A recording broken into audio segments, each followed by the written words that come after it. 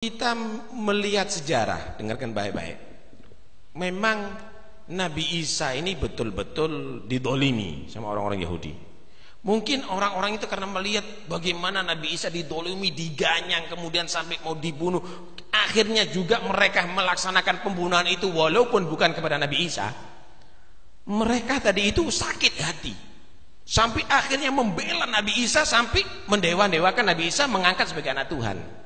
Lah, sebagian orang juga begitu, mempelajari sejarah kalau belum waktunya begitu. Melajari sejarah. Salafnya kita, dengarkan baik-baik. Kenapa salafnya kita ini kok tidak memperinci tentang kematian Sayyidina Husain?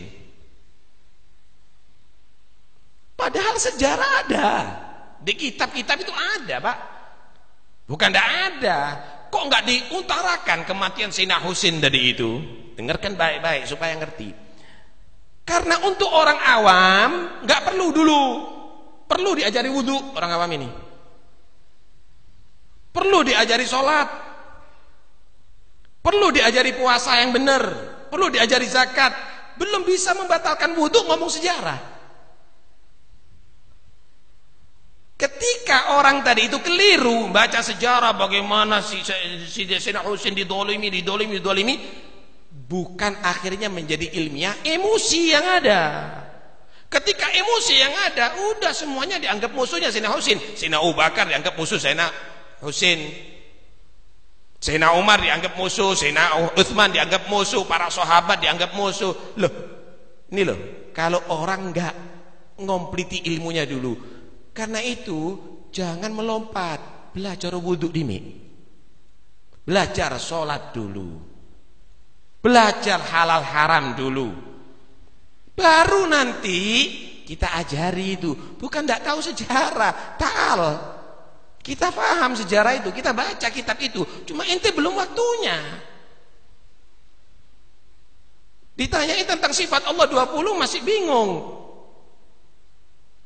Ditanyai tentang Nabi-Nabi 25 bingung. Sifat jaiz Allah bingung. Kemudian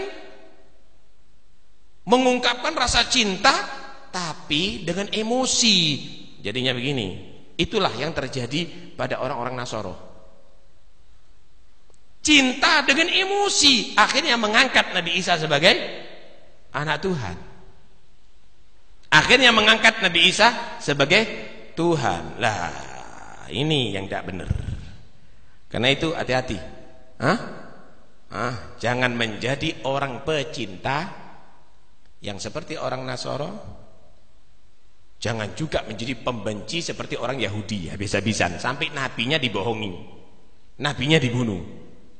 Jadilah orang yang muslim, yang ada aturan, ada tata krama kepada para anbiya, tapi tidak sampai menisbatkan kepada ketuhanan. Allahu Akbar. Panjang sekali sebetulnya yang bisa akan kita terangkan daripada kejadian ini. Cuma yang jelas kita semuanya alhamdulillah jadi orang yang mukmin. Jaga iman itu semuanya. Dan acara ini selain acara Khatmul Quran juga acara haul daripada Ashabu Badr. Karena pada malam 17 ini saudara, dahulu terjadi peperangan Badar.